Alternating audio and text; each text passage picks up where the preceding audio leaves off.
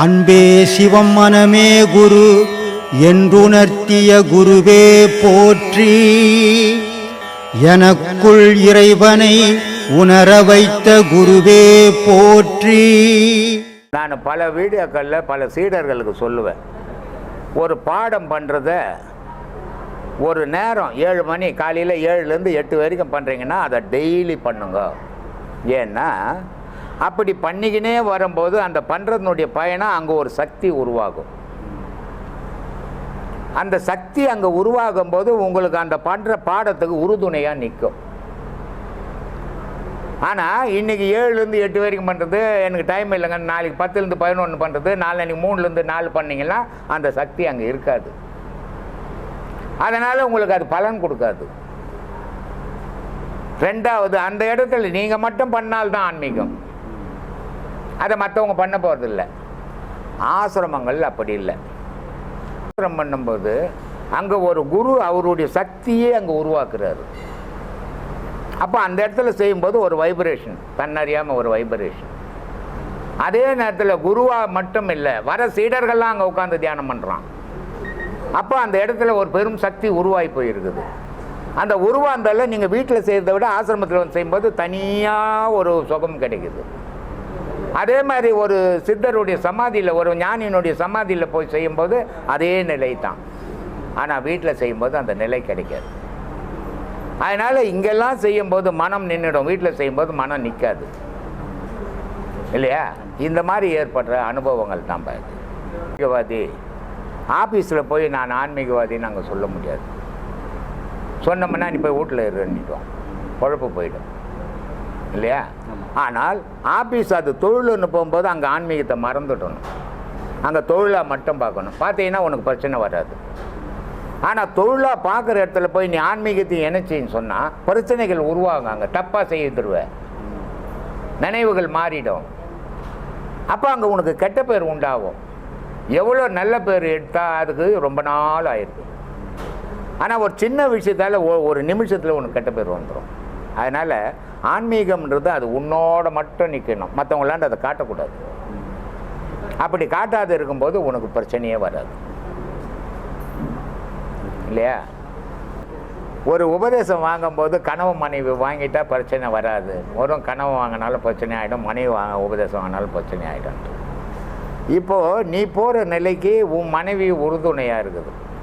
ஏன்னா உன் மனைவியும் உபதேசம் வாங்கினால நீ இருக்கிற உச்சக்கட்டத்துக்கு உனக்கு பிரச்சனை இல்லை.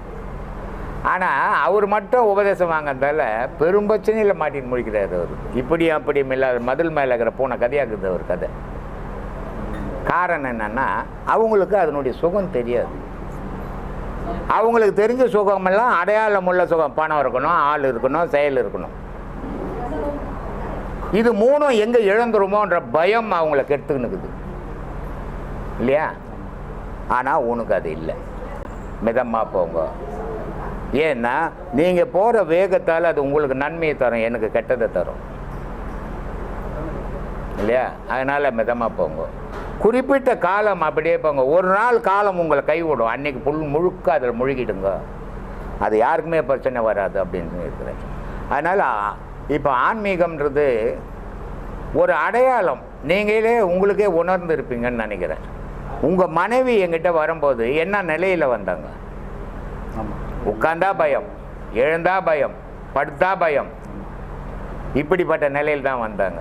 இன்றைக்கி என்ன பண்ணுறாங்க? எல்லாருக்கும் அவங்க தைரியம் சொல்லிங்கிறாங்க. இதுக்கு காரணம் என்ன? ஆன்மீகம்ன்றதை தன்னை தெளிய வைக்கிறது தான் ஆன்மீகம். ஆன்மீகம்னா ஏதோ வானத்தில் போய் குதிக்க போகிறது இல்லை. ஆன்மீகம்ன்றது ஒரு தெளிவடைகிறது, எது சரி எது தப்பு, எது உண்மை எது பொய் அப்படின்னு தெளிகிறது தான் ஆன்மீகம்.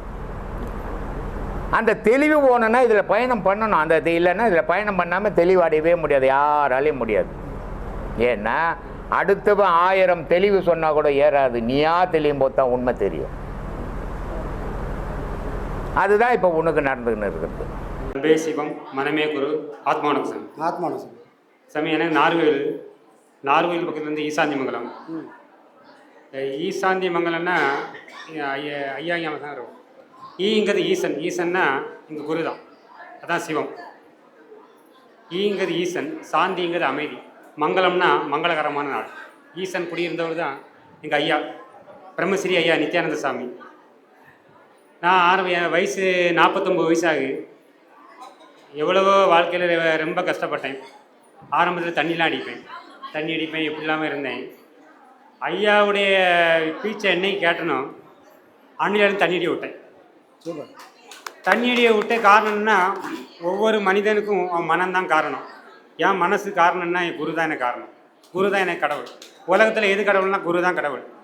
நீ குருவை பார்த்தா தான் நீ கடவுளை அடைய முடியும். நீ கடவுளை பார்க்காண்டாம், நல்ல மனிதனாக வாழு, நல்ல ஒழுக்கமாக வாழு. இந்த பாடம் அவசியம். அன்பே சிவம் மனமே குருன்னு. மனித கடவுள் வந்து அன்பில் தான் இருக்கான். வாரத்தில் ஒருபோதும் பார்க்க முடியாது. ஐயா சொல்லுது.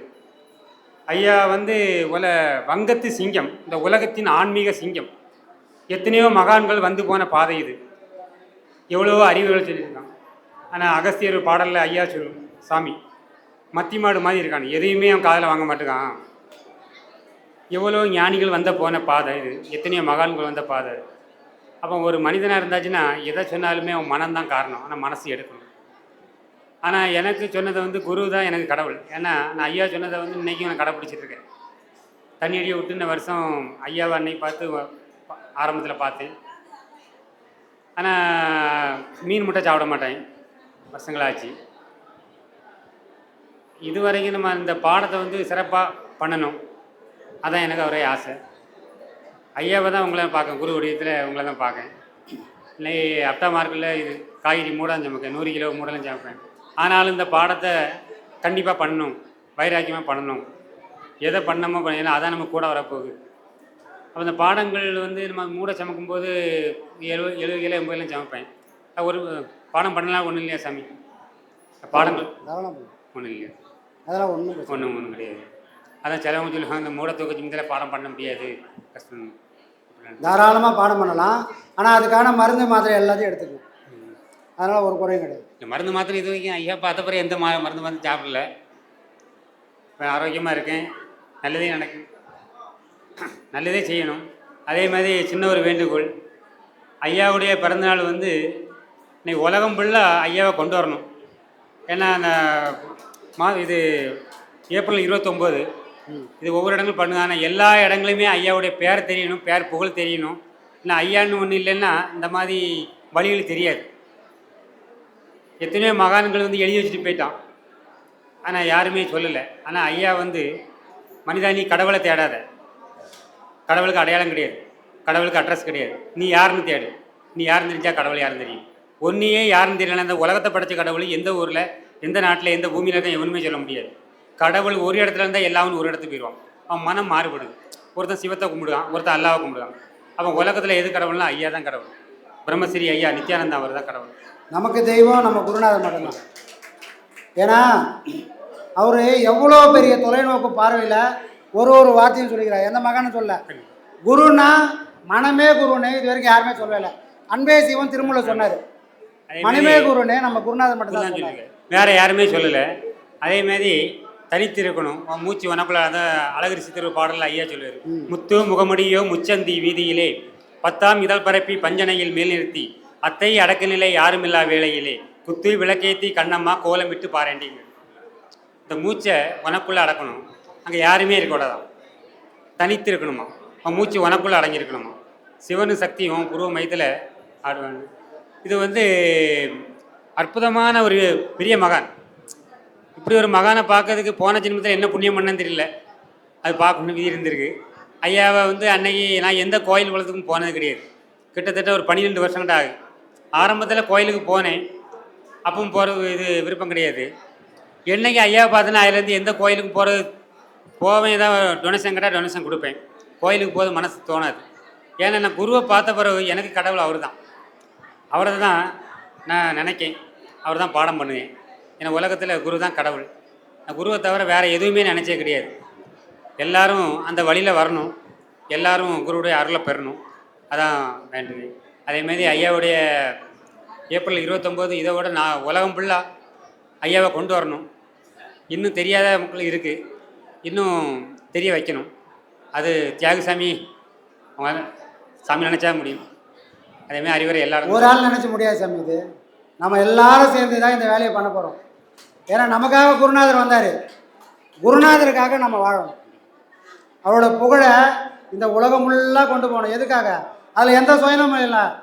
அவரோட பேச்சுக்கள் ஒரு மனசுலையும் போய் பதிஞ்சா வாழ்க்கை எப்படி வாழணுன்றது யாரும் சொல்ல வேண்டியதே இல்லை. அந்த பேச்சை கேட்டாலே தெரிஞ்சிடும். ஒரு மனுஷன் இப்படி தான் வாழணும். ஒரு மனிதன் எப்படி ஒழுக்கமாக இருக்கணும், ஒரு மனிதன் எவ்வளோ அறிவுபூர்வமாக இருக்கணும்,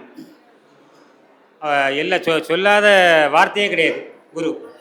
அதேமாரி இது சித்தர் வழிபாடு. இல்லை சிலவங்கள்லாம் நம்ம ஒரு இது சொல்லுவோம் எடுக்கும், அவங்களுக்கு வரமாட்டாங்க, ஏதோ கோயில் குளங்கள்லாம் போயிடுவான். இது சித்தர் வழிபாடுங்கிறது அவங்களுக்கு தெரியல. ஆனால் அது பெரிய புண்ணியம், அது வந்தாலே பெரிய பாக்கியம். இந்த வருஷம் ரொம்ப சிறப்பாக பண்ணுவேன். அது ஐயா நடத்தி வைப்பார். போன வருஷம் எத்தனையோ தடைகள் வந்து தடைகளை தாண்டி ஐயா விடைய கொடுத்தாரு. கண்டிப்பாக கிடைக்கும். ஆத்மா வணக்கம் சாமி. ஆத்மா வணக்கம்.